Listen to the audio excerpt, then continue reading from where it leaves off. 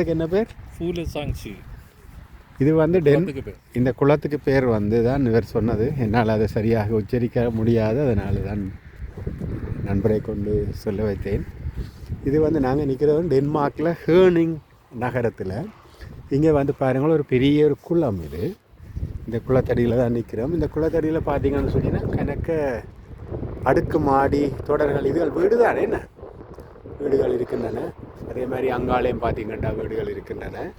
இதில் என்னென்னு சொல்லினா இந்த இடத்துல விசேஷம், இது வந்து செயற்கையாக அமைக்கப்பட்ட ஒரு குளம். இந்த குளம் வந்து ஒரு நிலத்தை தோண்டி செயற்கையாக அமைத்திருக்கிறார்கள்.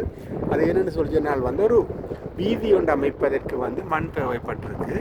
அந்த மண்ணை எடுப்பதற்கு வந்து நகரசபை இந்த இடத்தை தேர்ந்தெடுத்து இந்த இடத்தை கிண்டி இந்த மண்ணை கொண்டு போய் வீதி அமைத்து இதை வந்து ஒரு குளமாக மாட்டி இருக்கிறார்கள். அதுலேயும் குறிப்பாக நீங்கள் பார்த்தீர்கள் சொன்னால் இந்த இடத்துல உங்களுக்கு கவனமாக பார்த்தீங்கன்னா நிலம் தெரியும்.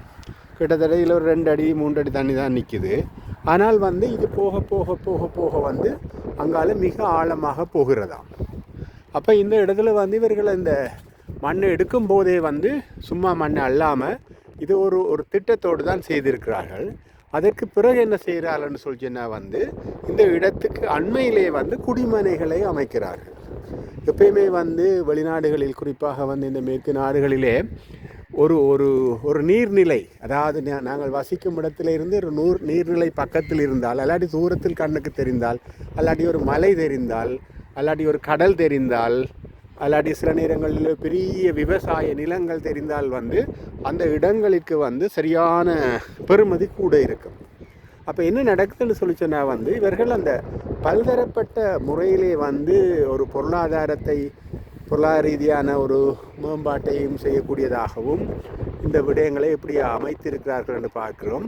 அதோட குறிப்பாக என்னென்னு சொல்லி சொன்னால் வந்து இவர்கள் இந்த மழை நீர் இருக்குத்தானே, அந்த மழை நீர் வந்து ஒவ்வொரு பிரதேசங்களிலிருந்து வர்ற மழை நீரை வந்து இந்த இவ்வாறான குளங்களுக்கு என்னென்னு சொல்லி அனுப்பக்கூடிய முறையில் வந்து கால்வாய்களையும் அமைத்து ஒரு ஒரு ஒரு வித்தியாசமான முறையிலே வந்து இதை செய்திருக்கிறார்கள். பாருங்கள், இது ஒரு எக்ஸாம்பிள் மட்டும்தான், ஒரு உதாரணம். இதே மாதிரி பல இடங்களிலே வந்து செயற்கையாக குளங்கள் அமைக்கப்பட்டு இதனால் நிரம்ப வந்து கூடுதலாக இப்போ குளிர்காலம் இல்லாட்டிக்கு என்னென்னு சொல்கிறேன், இன்னும் கொஞ்சம் கோடை காலம் அல்லது வசந்த காலம் தொடங்கணுன்னு வந்து மக்கள் இதில் வந்து குளிப்பார்கள். இது ஒரு பெரிய ஒரு உல்லாச பிரியான பிரதேசமாக இருக்கும்.